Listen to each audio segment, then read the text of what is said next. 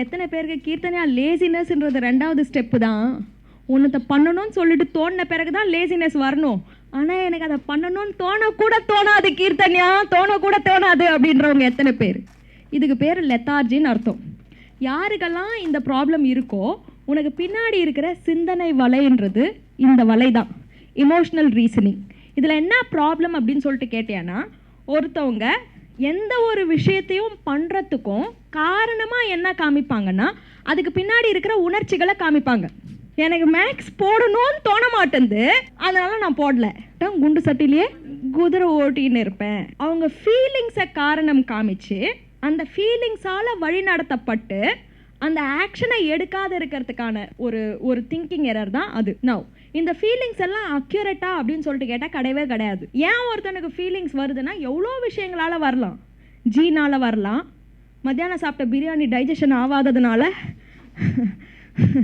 வரலாம். அண்ட் எல்லா விஷயத்துக்கும் உனக்கு ஃபீலிங் வந்த பிறகு தான் நீ பண்ணுவ அப்படின்னா லைஃப்பில் உன்னால் மாறவே முடியாது. விமோச்சனத்துக்கு வழியே கிடையாது. பிறந்து வளர்ந்தவனுக்கு எவனுக்கும் ஃபிசிக்ஸ் போடுறதுக்கு மோட்டிவேஷன் இருந்ததா சரித்திரமே கிடையாது.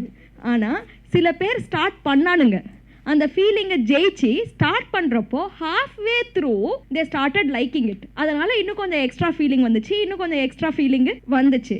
ஆனால் நிறைய பேர் அந்த தொடக்கமே பண்ண மாட்டாங்க. ஏன்னா அவங்க ஃபீலிங்ஸ் வந்த பிறகு தான் நான் இதை பண்ணணுன்ற அந்த வலையில் மாட்டுறதுனால. நீ ஃபீலிங்ஸ்க்காக வெயிட் பண்ணியிருந்தியானா எப்படி உன்னால் எஃபெக்டிவாக இருக்க முடியும் லைஃப்பில்? ஆனால் நீ ரொம்ப கஷ்டப்படணுமே, அடுத்த 5 வருஷம் கண்ணு மொழி பிதுங்கிடும்.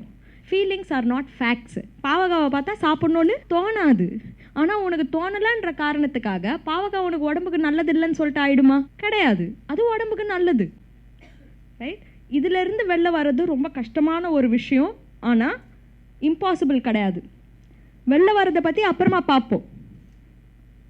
First level you have to understand that am I being guided by my feelings which may not be right?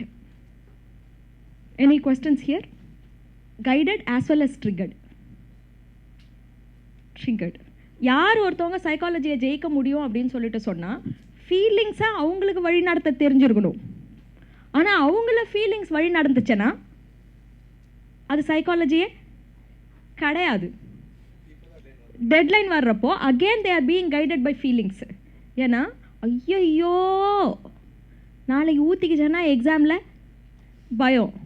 பயத்தால் மாத்திரம்தான் படிக்கிறவன் எங்கள் முக்கால்வாசி பேர். எத்தனை பேர் அந்த மாதிரி கரெக்டான்றதை கை தூக்குங்க பார்ப்போம். Panic monster, exactly. ஸோ ஓரளவுக்கு ஒழுங்காக வேலையை பண்ணுருவோம். ஆனால் இஸ் தட் அவர் பெஸ்ட் பர்ஃபார்மன்ஸ்ன்னு சொல்லிட்டு கேட்டால் அது பெஸ்ட் பர்ஃபார்மன்ஸ் கிடையவே கிடையாது. இப்போ கழுதை இருக்குதுங்க, மனுஷன் இருக்கிறான். இப்போ கழுதையை யார் ஓட்டணும்? மனுஷன்.